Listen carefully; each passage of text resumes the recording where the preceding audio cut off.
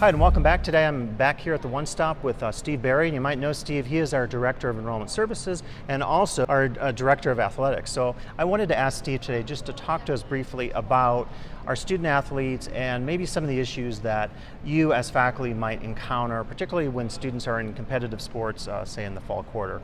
So Steve, could you just briefly give an overview of maybe how faculty might deal with some situations relative to our student athletes? Yeah, absolutely. Well, first of all, we have about 60 student athletes on campus.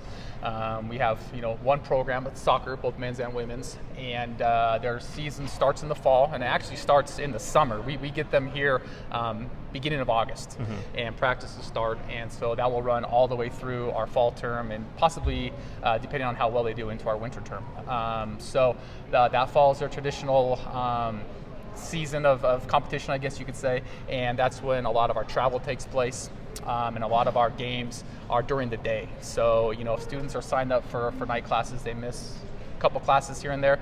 We have an academic counselor full-time that tries to schedule them as best as we can to eliminate some of those hardships in terms of night classes and when we have games.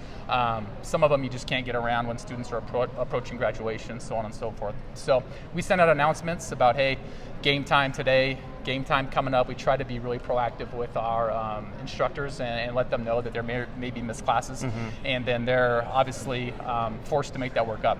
We have tutoring, we have study halls that are mandatory for our student athletes, so they are well aware that if they do miss class, they are required to make that work up.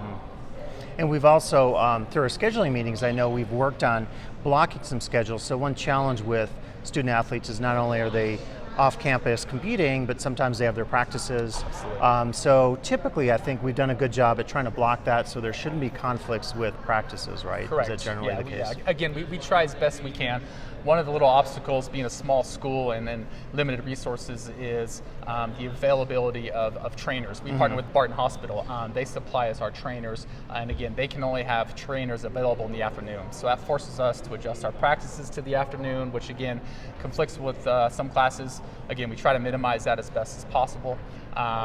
But again, students are well aware that in those instances, they need to complete class and rush over to practice. Right. They're not available to just skip class to practice.